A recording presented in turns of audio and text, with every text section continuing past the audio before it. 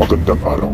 Sa video natin ito ay suriin natin ang nakakatakot na babala tungkol sa kung ano ang uri ng kasalanan na hindi mapapatawad.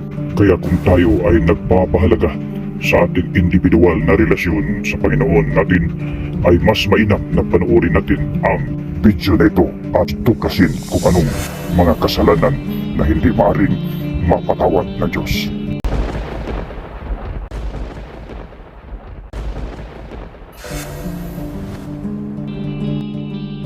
Ang Diyos ay maawain at nagnanais na patawarin tayo, at ang kumpisal ay isang paraan upang makatanggap tayo ng kanyang biyaya. Ang kumpisal ay naglilinis sa ating mga kaluluwa, at nagkakaroon tayo ng pagkakataon na magpapasalamat sa Diyos para sa kanyang biyaya at upang magpasya na baguhin ang ating mga paraan. Sa pamamagitan ng kumpisal, nagkakaroon tayo ng bagong simula sa Diyos. Ang kumpisal ay nagpapaalala sa atin na ang Diyos ay laging naroon para sa atin, kahit na tayo ay nagkakamali. Kapag nag-aamin tayo ng ating mga kasalanan, nagkakaroon tayo ng kapayapaan sa isip. Ang bigat ng ating mga kasalanan ay nawawala at naramdaman natin ang kalayaan at kagalakan. Ang kumpisal ay isang regalo mula sa Diyos na nagbibigay sa atin ng pagkakataon na magsimula ng panibagong buhay sa Kanya. Ngunit kahit anong kadakilaan ng puso ng Diyos, bakit may kasalanan pa rin na hindi niya maaaring patawarin? Ang tanong, anong uri ba ng kasalanan ito? Ang pagkakasala na ito ay labag sa kagustuhan ng Espiritu Santo, at ito ay mababasa natin sa Ebanghelyo ayon kay Mateo Kapitulo 12, versikulo 32. Ganito ang nakasulat: ang sinumang magsalita ng isang salitang laban sa anak ng tao ay mapapatawad. Datapwat, ang sinumang nagsalita laban sa Espiritu Santo ay hindi mapapatawad kahit sa sanlibutan ito o maging sa darating. At ano ang kasalanan na ito? At bakit sobrang napakabigat iisipin? Nakakabahala dahil sinasabi na magiging sa ibang mundo ay hindi ka pa rin patatawarin ng Diyos. Ang kasalanan ito ay nanggaling sa pagmataas sa ating sarili.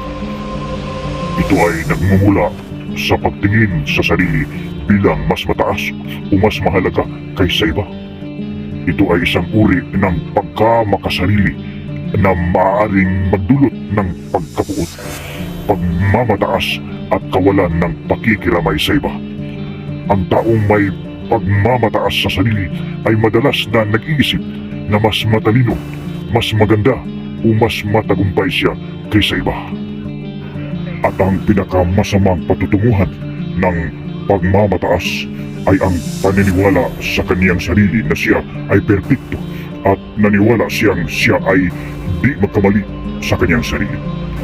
Kung pinanonood niyo ang unang video natin na pinamagatang ano ang kapangyarihan ng kumpisal, ay makikita natin na si Jesus ay nag-institute ng isang sakramento ng pagpapatawad o confession na mababasa natin sa Ebanghelyo ayon kay Juan Kapitulo 20, versikulo 21 hanggang 23. At kahit alam na natin na walang taong hindi nagkakasala, pilit pa rin natin iwasan ang pamumumpisal dahil nga tayo ay perpekto na at hindi na kailangan aminin sa harap ng Diyos na tayo ay nagkasala. Yan ang kasalanan ng Espiritu Santo, na dahil sa pagmamataas natin sa ating sarili ay hindi na tayo hihingi pa ng tawad sa Diyos sa paraan na gusto niya. At ang tanong, paano tayo patatawarin ng Diyos kung hindi tayo hihingi ng tawad sa Kanya? Kaya kaibigan, kung ikaw ay nakakaranas ng pagmamataas sa iyong sarili, mas mainam o mas mahalaga na humingi tayo ng tulong sa isang psychiatrist o counselor, at tanggapin na may mga bagay na hindi mo alam at may mga tao na mas matalino o mas magaling kaysa iyo. Tandaan natin na ang pagmamataas sa sarili ay nagdudulot lamang ng pagdurusa at kawalan ng kaligayahan. Kaya mas mainam na magpakumbaba sa sarili dahil hindi natin alam kung hanggang kailan tayo mabubuhay at habang may panahon pa. Amen.